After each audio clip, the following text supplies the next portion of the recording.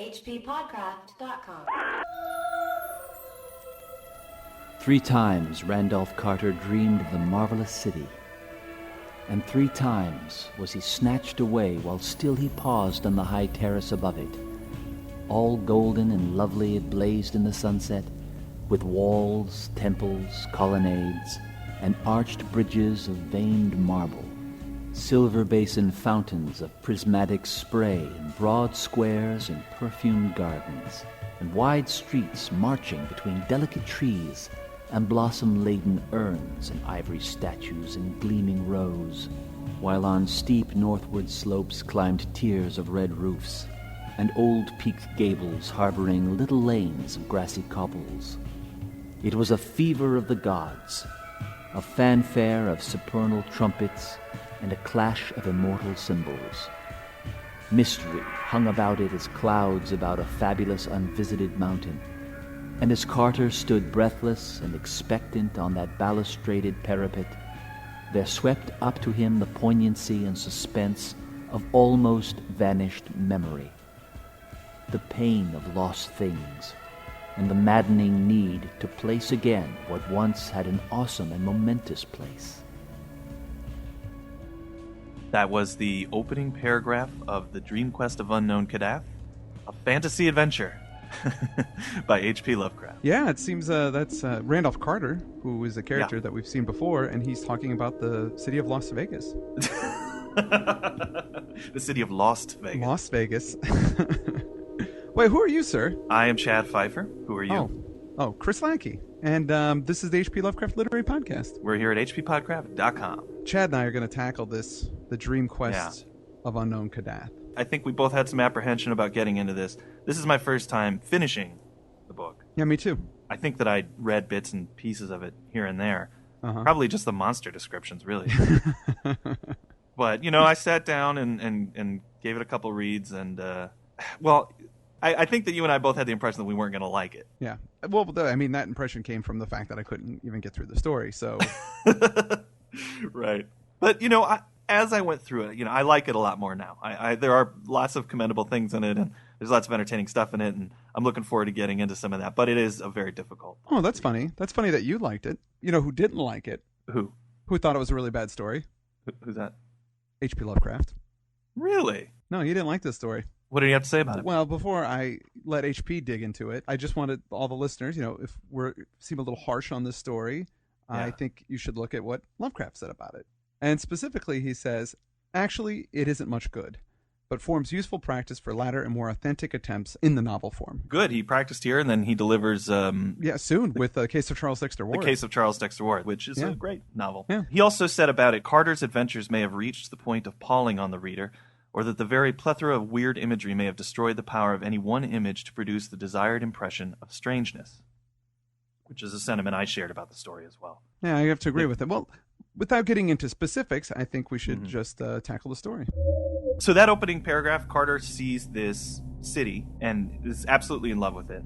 Yeah. But 3 times he's snatched away from it. He feels like he knows this place somehow. It's really close to him. It seems important. So he prays. He prays to the hidden gods of dream that brood capricious above the clouds of unknown Kadath. And after he prays to them, they just cut off his visions. They say, nope, done. You can't see it anymore. Yeah, he doesn't see the city anymore, and it may be because he prayed to them. He's just not getting any dream action from these guys. No. So he decides to go to Kadath, where the Great Ones, these gods that he prayed to, these secret gods of dream, that's where they live, in an onyx castle. Nobody's ever been there. Nope. He's going to go there, and he's going to demand to see his city. Mm-hmm.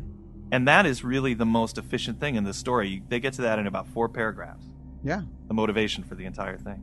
And that's not bad. This opening part, I'm interested. I got snagged. I'm like, okay, wow. He's going to go find it. Yeah.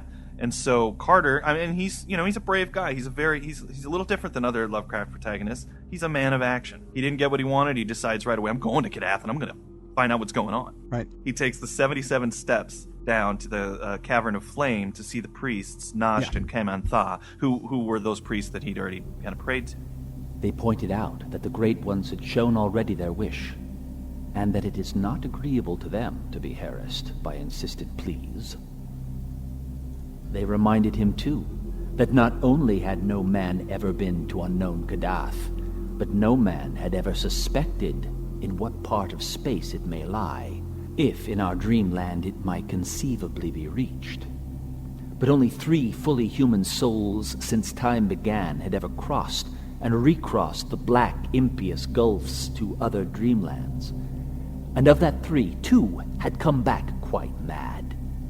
There were in such voyages incalculable local dangers, as well as that shocking final peril, which gibbers unmentionably outside the ordered universe, where no dreams reach.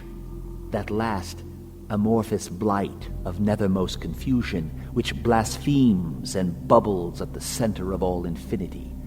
The boundless demon sultan Azathoth, whose name no lips dare speak aloud, and who gnaws hungrily in inconceivable, unlighted chambers beyond time amidst the muffled, maddening beating of vile drums and the thin, monotonous whine of accursed flutes, to which detestable pounding and piping dance slowly, awkwardly, and absurdly the gigantic ultimate gods, the blind, voiceless, tenebrous, mindless other gods whose soul and messenger is the crawling chaos, Nyarlathotep.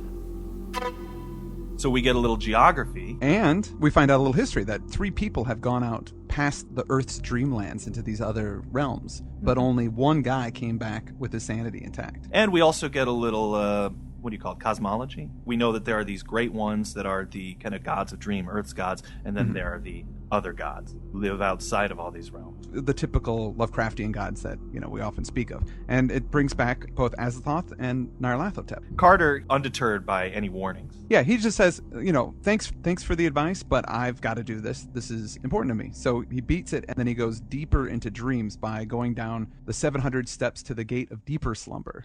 That leads to the Enchanted Wood. Yeah, the Enchanted Wood. And down there are the Zoogs, who are... They're small and brown. They're like dangerous little Ewoks or something, I thought. His description of them is really vague, but they're like smaller, dangerous, flitty creatures that are brown. They're slippery. But Carter knows them, and he's got some treaties with them. They helped him previously find Celophaeus. Yeah. Where King Kuranes reigns, he mentions. Yeah, who's a buddy of his. He knew Kuranes in life. And we know Kuranes because of the story Celophaeus. We also know about the Zoogs that they like stories. I love them. But they do. They sit around, they tell each other stories. So right away, it's a little different from your typical Lovecraft story and more like a fantasy story when he's saying, there's these monsters that like stories, Yeah. It's not typical. No, there's like a little civilization, the little culture that's different from ours. It's like an alien culture, which is almost, science fiction, fantasy. Well, so Carter heads into that Enchanted Wood to this Zoog stone circle where he knows a lot of them gather. He sees a bunch of their eyes pop up in the dark. He says, you always see their eyes first. And they come out to see him. And he I think he speaks in their little fluttery language, right? Yeah. He goes, he does. There's a lot of times in this thing where Carter's using the parlance of all the different monsters, and those are some of my favorite. I would love to see them dramatized. So they come out, and the Council of Sages, they know not to harm him. I think a couple of the Zoogs kind of nibble at him or check him out, like they might want to get a piece of that. But because of all these treaties and his experience, the Council of Sages, they're like, no, Zoogs, this guy's cool. In fact, they give him some beverage. Yeah, some moon wine. Yeah, moon wine, right. There's a haunted moon tree there, and they get some wine from it. And his modus operandi is everybody he meets, he's going to kind of interrogate. Yeah. What do you know? Yeah. I'm looking for Kadath. Can you help me out? My brother needs to know where Kadath is. That's right. The Zoogs, they don't know specifically anything about it, but they do know that the Narcotic manuscripts are in Ulthar, and there might be some stuff in the Narcotic manuscripts that might be able to tell him where Kadath could be. And not just the Narcotic manuscripts. They say that there's an old priest in Ulthar who scaled a mountain to see the other gods at one point and made it back. I got to admit, this far into the story, there was a sort of nerdy payoff for me. Yeah, me too. That you and I have gone through all of these stories chronologically. Yeah. I know everything. The characters, all the people that are showing up, all the references, I know them. It's so great. This is from the story of the other gods. And we find out this is Atal, And Atal was the little boy from the Cats of Ulthar story. Yeah. And then who later shows up as he's kind of the apprentice of Barzai the Wise. Mm-hmm. And you remember when Barzai went up to the mountain and tried to see the other gods? He got sucked up into the sky. Yeah. So I don't know. It's cool to have that payoff there. I think that Yeah. if I, when I pick the story up later, there's so much, everything seems so random, it's hard to follow. But because you and I have gone through all these stories, I was actually able to really understand who people were and what was going on. Yeah, it was a lot more familiar to me. And it's sort of, he obviously didn't plan on, when you're reading the story, that you're going to have read all of his other stories and then get everything. I don't think Lovecraft actually intended for anybody to read it. Now, maybe he did and he was just being cute about it, but he wrote this sort of for his own amusement, and I don't think he even sent it out to his friends, which is usually what he would do. He would circulate his own stories. It might just be that he got a big kick out of taking all of his characters and throwing them into a bag and toss them up and see what happened. Carter gets that information about Ulthar and he takes off. And well, the Zoogs give him a gourd of moon wine for the road. And some Zoogs kind of creep up behind and follow. Yeah, they follow him to Ulthar. And I guess they just want to find out what happens with him because they like stories. They want to come home and say, this is what went down. They're kind of creepy voyeur little guys, actually. At noon he walked through the one broad high street of Nir, which he had once visited, and which marked his farthest former travels in this direction, and soon afterward he came to the great stone bridge across the Sky, into whose central pier the masons had sealed a living human sacrifice when they built it 1,300 years before. Once, on the other side, the frequent presence of cats, who all arched their backs at the trailing Zoogs, revealed the near neighborhood of Ulthar. For in Ulthar, according to an ancient and significant law, no man may kill a cat. So he's getting closer to Ulthar and he's bringing in that legend. Yep. It's funny, you and I were talking on the phone about this story about a week and a half ago, and how it would make a good movie, actually. Yeah. And my cats were around. And the other night I was in my bedroom and I heard this like whooshing sound on the floor. My cat had slipped his headshot under the door. Carter arrives in Ulthar and he seeks out Atal, who is 300 years old now. So we saw him as a little boy, we saw him as an apprentice, and now he's this old man. He's an old man. Atal says something which I found interesting. He says, look, the Great Ones, yes, they are just the gods of Earth, but they're protected by the other gods. The other gods sucked my old boss into the sky, so that's not something you want to mess with. Yeah. I thought that was interesting that Earth's gods are protected by the other gods. Yeah, that is a strange concept. Like, what use do the other gods have for the Great Ones? Yeah, I don't know. It's very alien, very strange, and it's never really addressed. No. After this, Atal just says, I'm not going to help you out. You shouldn't get involved in this stuff. These guys are bad news. I should know. Then Carter goes, okay, well, what about the beautiful, this beautiful sunset city that I see? And Atal's like, I don't know what you're talking about still. So Carter's like, you know what? Maybe you should have a little moon wine with me, and we should party a bit. Then Carter did a wicked thing, offering his guileless host so many draughts of the moon wine which the Zoogs had given him, that the old man became irresponsibly talkative. Robbed of his reserve, poor Atal babbled freely of forbidden things, telling of a great image reported by travelers as carved on the solid rock of the mountain Ingranek on the Isle of Oriab in the southern sea, and hinting that it may be a likeness which Earth's gods once wrought of their own features in the days when they danced by moonlight on the mountain. And he hiccuped likewise that the features of that image are very strange, so that one might easily recognize them, and that they are sure signs of the authentic race of the gods. Aha! Get a few drinks in Atal, and he spills the beans. So that's right.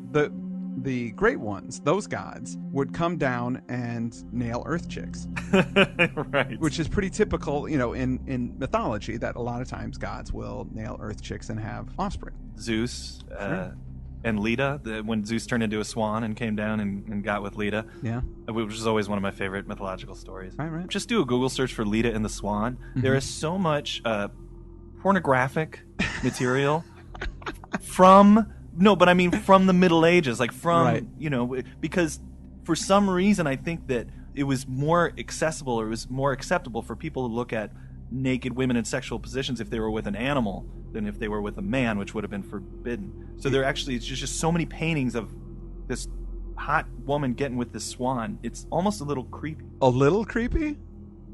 And now you know what I do with my Friday nights. If I can go to Negranek and I can look at this sculpted face and I can know what the gods look like, then all I have to do is go around the Dreamlands and find people that look like that face. Right. And if they look like that, that means that the gods are nearby, because the gods aren't going to go very far to get their hookups. No. So wherever those people live that have faces that are like the gods, they have to be very near to Kadath. So he's got a plan. And then it's all, but he doesn't know where Negranek is. He just says, No. It's somewhere around, I don't know. But if you go to Dilathleen, if you go down there to the city, which is kind of on the south shore, you might be able to find some merchants that know, where this place is. People of Ulthar don't go to Dilathleen because there's these galleys that come in. The black galleys. Yeah, and nobody sees the rowers. It's bad stuff. They think it's kind of strange and unhealthy. So Ulthar, they don't trade with those folks. Yeah. Then that's all he gets really out of Adel. Yeah, it's all passes He out. puts him to bed. He tucks him in and, probably puts a little bucket by his bed in case he gets sick and stuff. And when he comes out, he sees there's no Zoogs following him anymore. But he does see a bunch of cats licking their chops. Yeah. So there's been a murder most foul. Yeah, well, and he realizes that the cats, killed and ate the Zoogs that were going around. But there's a reason to this, because he remembers that there was a cute little black kitten that he saw, and there was some Zoogs kind of looking at it hungrily. Yeah. Kind of threatening and menacing this little kitten. And since Carter is a big friend of the cats, he loves his cats, he just pets the cat, that's licking his chops, like saying, yeah, it's all right that you killed those Zoogs. Yeah, and later when he gets up in to settle in for the night, the little black kitten comes up and curls up with him and, frolics and entertains him. So the next day, Carter jumps in with some merchants on their way to Dilathleen. They travel 6 days, and they get there. People know about Negranek. They say a ship comes from Baharna on the island of Oriab, where Negranek is. Yep. And if you could jump on that ship and head out with them, from their port, it's just a zebra ride away to get to that. Yeah, mountain. 2-day zebra ride. Yeah. But they're very careful to say nobody ventures on the side of the mountain that has that face on it. Yeah. Nobody does that. Yeah, because, on that side of the mountain, it's just a bunch of lava, and it's really treacherous and stuff. People just don't go over there. That's about all he can get from those people, because It was hard to get this information from the traders and sailors of Dilathleen's sea taverns, because they mostly preferred to whisper of the black galleys. One of them was due in a week with rubies from its unknown shore, and the townsfolk dreaded to see it dock. The mouths of the men who came from it to trade were too wide, and the way their turbans humped up at 2 points above their foreheads was in especially bad taste. it's in bad taste. They're just tacky, these guys. Well, people in Dilathleen are they're kind of mad about those unseen rowers. Partly because it's creepy, but partly because the rowers don't come above board and come buy stuff. They're really just mad because it hurts their businesses. The merchants that come off the ship, they don't buy anything to stock up the ship except for slaves. Yeah. Also, there's a terrible odor that comes from those galleys that kind of permeates the port. And so people, so that they don't have to deal with it, they smoke thagweed. They have to constantly smoke strong thagweed so they can bear the stench. Oh, my God. Yeah, so that's a little clue that maybe you should smoke some thagweed before you read this story. Yeah, that might help. That might, no way could you get through this story on thagweed. You would read 2 sentences of it and then be on to something else. This story requires a lot of desire and focus and attention to get through, folks. Carter's in the port. He's waiting for that Baharna ship. Yep. Which is going to be about a month before it comes. Yeah. He has to wait a while. Most people, they don't know anything. Although... He once thought that a certain old slant-eyed merchant looked queerly intelligent when the cold waste was spoken of. This man was reputed to trade with the horrible stone villages on the icy desert plateau of Leng, which no healthy folk visit, and whose evil fires are seen at night from afar. He was even rumored to have dealt with the high priest, not to be described, which wears a yellow silken mask over its face and dwells all alone in a prehistoric stone monastery. So we introduced this strange slant-eyed fellow. Now, a lot of people try and connect him to Hastur and the King in Yellow, but Lovecraft doesn't actually read Robert Chambers for another couple of years. Oh, really? Yeah, because he mentions when he first reads it in one of his letters, and that's 2 years later. So Lovecraft is actually maybe tapping into the collective unconsciousness on this one. Yeah, really, that's cool. I just assumed that he was pulling that right out of Robert Chambers, but no. Huh. Yeah. Well, the Black Galley shows up, and it's foul. Yeah, it's some nasty stuff. They start coming off and rustling their slaves together and getting all that going. And one of the wide-mouthed merchants hears about Carter and what he's asking about, and they have some cocktails together. Yeah, he goes back. Hey, come back to my place. Let's have a few drinks. Yeah. Carter thinks, hey, I'm gonna get some info out of this guy, so I'm gonna play my trick, my good trick that seems to work all the time. Right. Give him some moon wine. And then the merchant says, "This is pretty good, but I've got some wine of my own." And he digs that out and gives a drink to Carter. To Carter, yeah. And he slips him a Mickey. He passes out. Yeah. Boom. That's it. That's it for Carter. As Carter slipped into blankness, the last thing he saw was that dark, odious face convulsed with evil laughter, and something quite unspeakable, where one of the two frontal puffs of that orange turban had become disarranged with the shakings of that epileptic mirth. Carter wakes up on the Black Galley. And in the paragraph where they describe the lands and the things that they're going by, he actually story checks the White Ship. Yeah, there's a couple white ship places that get mentioned as he goes through this. He talks about the lighthouse keeper in ancient Kingsport. He sees from where, the geography that they're passing, that these guys are headed for Cathuria. Yeah. And he knows that beyond Cathuria, there's gates to this waterway that leads off to outer space and eventually to Azathoth. He assumes they kidnapped him to keep him from the city that he desires and to deliver him to Azathoth and Nyarlathotep. Yep. That the other gods are in on this. He's pretty upset by this whole thing. This is sort of some strange imagery, too, is where this boat shoots off into space. The spray of that cataract rose to obscure the stars, and the deck grew damp, and the vessel reeled in the surging current of the brink. Then, with a queer whistle and plunge, the leap was taken, and Carter felt the terrors of nightmare as Earth fell away, and the great boat shot silent and comet-like into planetary space. Never before had he known what shapeless black things lurk and caper and flounder all through the ether, leering and grinning at such voyagers as may pass, and sometimes feeling about with slimy paws when some moving object excites their curiosity. These are the nameless larvae of the other gods, and like them are blind and without mind, and possessed singular hungers and thirsts. So they hit that waterway and off into outer space. But yeah, he thinks they're going to take him to Azathoth at the center of the universe, but they kind of veer off a bit and they head to the moon. And not just the moon, the dark side of the moon. Yeah. I mean, come on, man. This is Lovecraft's Wizard of Oz. This shares a lot of commonalities with the Wizard of Oz in the way that it ends, in the way that he goes out and he acquires allies and gets involved in these sort of otherworldly, larger conflicts. So I just found it amusing in a very circuitous way that he mentions the dark side of the moon there, since that album is so linked up with Wizard of Oz, etc. It all ties together, Chad. It does, man. It does. They fly over the moon. There's temples and things here and there. They flip by some moon igloos. Because there's Eskimos on the moon. There's Eskimos on the moon, of course. And they land in some oily kind of water, and there's some more sailing. They arrive in the city with big towers that are kind of leaned and bent with no windows. And there's glowing fungus all over the place. And then they get to the wharves of this city with the leaning towers, and Carter sees who lives there. For they were not men at all, or even approximately men, but great grayish-white slippery things, which could expand and contract at will, and whose principal shape, though it often changed, was that of a sort of toad without any eyes, but with a curiously vibrating mass of short pink tentacles on the end of its blunt, vague snout.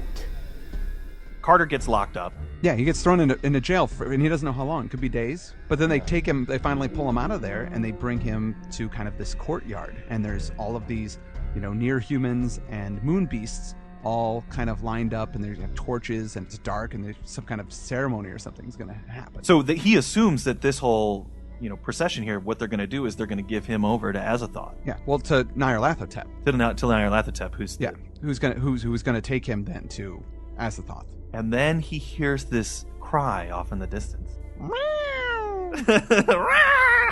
I got really excited about this part, man. It's the cats. This is so cool. Cool is the word you're using for it? That is the word I'm using. All of these cats show up. They show up and attack and free him. Yeah, a ton. I mean, hundreds of cats show up and kick ass. It's so psychedelic. I just thought it was really weird and kind of lame in a way. It seemed ridiculous to me. Like that a guy would be attacked by a bunch of cats. You know what I mean? It just Well, they're going at the throats of the monsters 7 at a time. Thunder, thunder, thundercats, go! It's very exciting battle, and he only spends like 1.5 paragraphs actually describing it, which kind of upset me. He'll spend paragraph after paragraph talking about what some tower looks like, but when it gets down to a bunch of cats fighting a bunch of toad things with tentacles, where's the description, man? I want a play-by-play of what that looks like. Yeah. And Carter actually tries to help out in the battle, but all he feels are the soft paws, of his friends rushing to and fro over the fray. And when the battle's over, the cats... it's so lame. It's great! Are you kidding me? The cats talk. The cats talk in cat language, which, of course, Carter speaks and understands. Well, sure. So there's a long scene here where it's meow, meow, meow, meow, meow, meow. But why didn't they bring that? Why didn't Carter... I mean, this is some bad writing, in my opinion, because this should have been established earlier when he first ran into the cats, that he could talk, that the cats could talk, and that he could also speak cat. There's a few things like that happen in the story where suddenly Carter knows something that you really wish he'd known before. I guess it's just dream logic, or Lovecraft wasn't being that careful about it. I'm not sure. Right. Yeah. But he talks to the cats, and they're all rapping. Well, they say, or we noticed that you were nice to the little kitten when we killed all the Zoogs. And because of that, we wanted to help you out. But we can't stick around because the cats of Saturn are going to be showing up soon. Yeah, that's right. They also like the moon. I love the cats of Saturn. I don't know if you remember, I got really obsessed for a while with old science fiction movies where people went to planets that were just populated by women. There was like Queen of Outer Space and Devil Girls from Mars or Devil Girls from the Moon. I mean, Cats of Saturn would have been just a perfect title for one of those movies. The cats are like, we got to get out of here because the cats of Saturn are going to show up. Now, I understand Lovecraft saying, look, cats sleep about twice as much as humans. They're always asleep. And, they love murdering things. So it makes sense. And then their dreams are just running around. They like hanging out on the moon while they sleep, and they like murdering stuff. So I'm buying it. Earlier in the story, he talks about how cats sort of always, are off going places, but nobody really knows where they go. And then this is sort of his revelation. It's like, we go to the dark side of the moon. Yeah, they go to the dark side of the moon and they goof around. How do they get there, you may ask?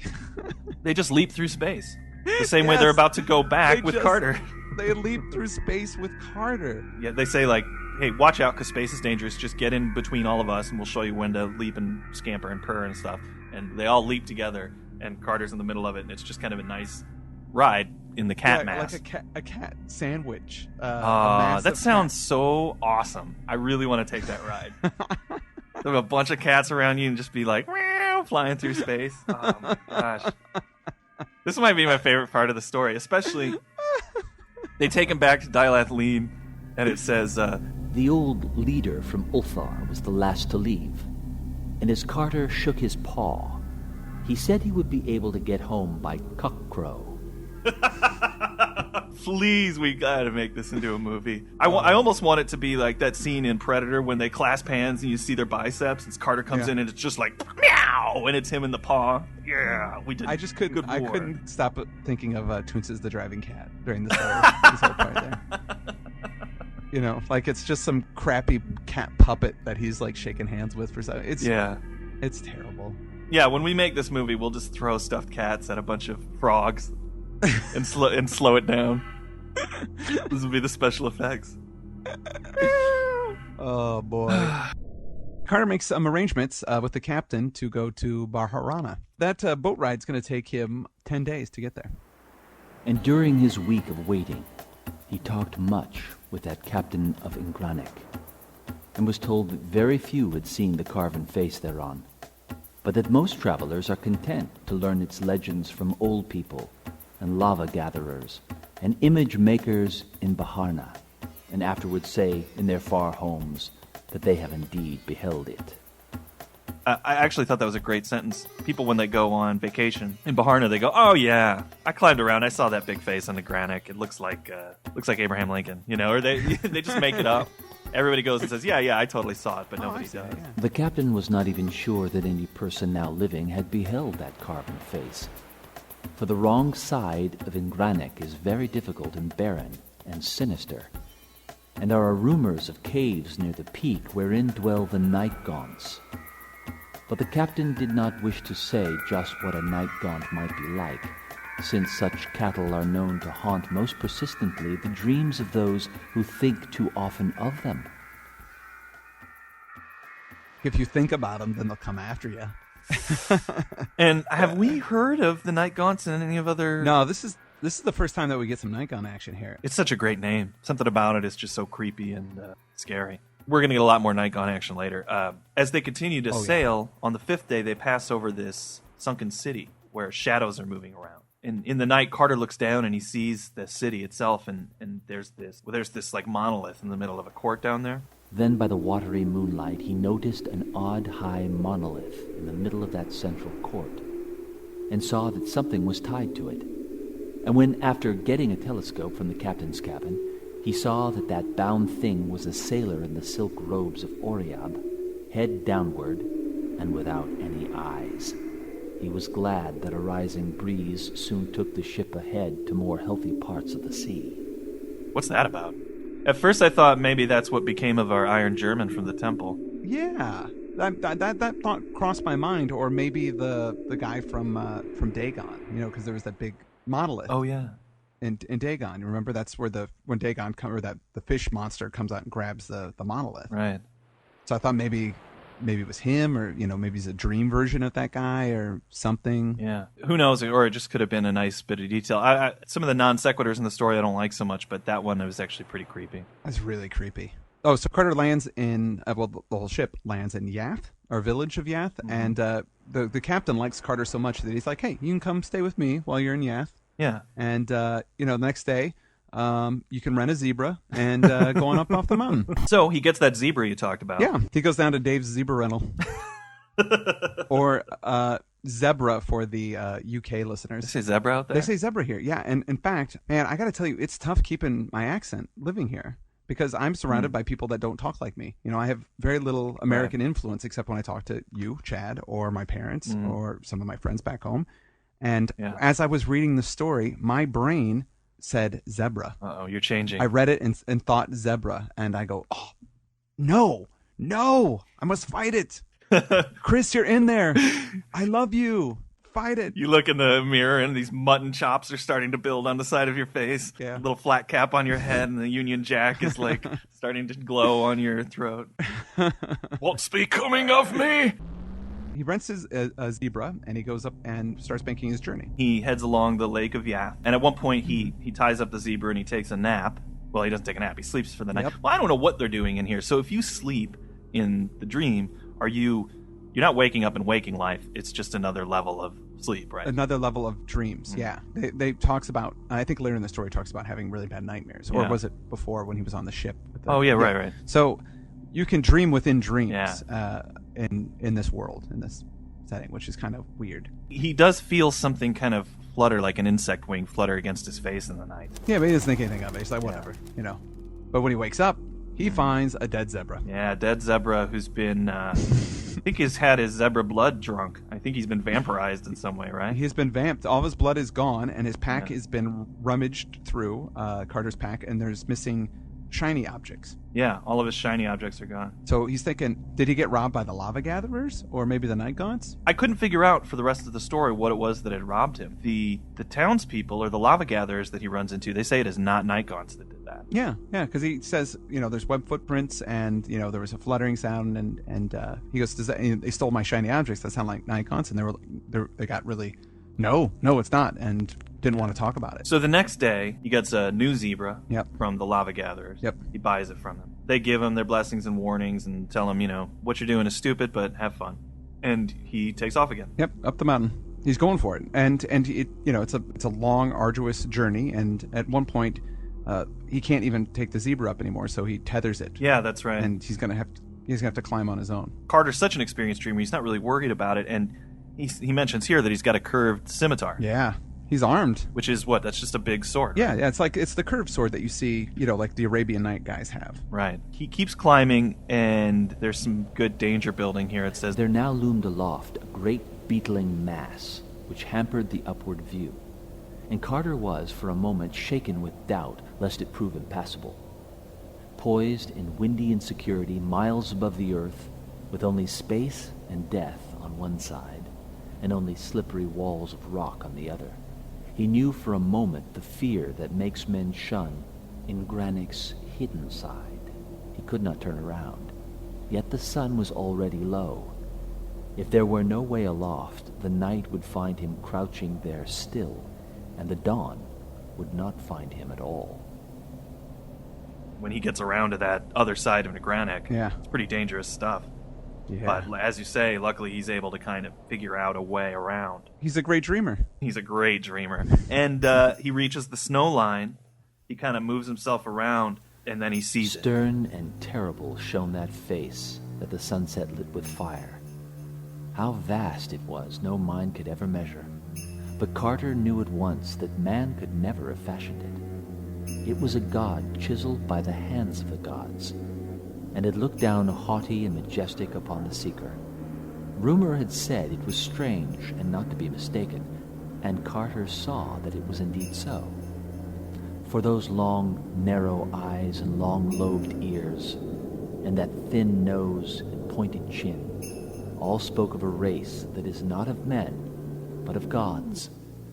And the thing about the face is, he recognizes. Yeah, he's seen those before. He saw those faces at the seaport in Salafeas. So, I mean, that's great. That saved us some time. I was worried that we were going to have, many, many chapters of him wandering around the Dreamlands. Have you seen this face? Have you seen this face? But right away, he's got an idea of where it might be. Yeah, and everything's cool. So he's like, oh, great, good. It's now I better start my climb down. Wait a minute. What? My sword. What happened to my sword? Yeah. Somebody lifted his sword. Suddenly, without a warning sound in the dark, Carter felt his curved scimitar drawn stealthily out of his belt by some unseen hand. Then he heard it clatter down over the rocks below, and between him and the Milky Way he thought he saw a very terrible outline of something noxiously thin and horned and tailed and bat-winged. Other things, too, had begun to blot out patches of stars west of him, as if a flock of vague entities were flapping thickly and silently out of that inaccessible cave in the face of the precipice.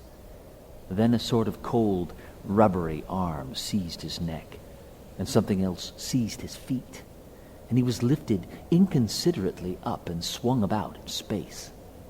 Another minute, and the stars were gone, and Carter knew that the night gaunts had got him. Ah, no, Carter! So that, I think, is a good place to end for our part one of the Dream Quest of Unknown Kadath. Man, he's been snagged by night. Chad, we have to wait a whole week before we find out what happens?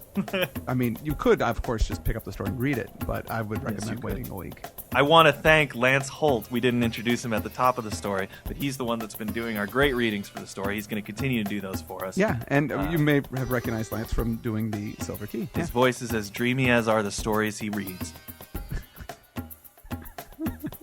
I sip a cup of coffee because that was awesome. And we'll be seeing you next week for part 2 of the Dream Quest of Unknown Kadath. Yeah. I'm Chad Pfeiffer. I'm Chris Lackey, and this has been the H.P. Lovecraft Literary Podcast. At hppodcraft.com. hppodcraft.com.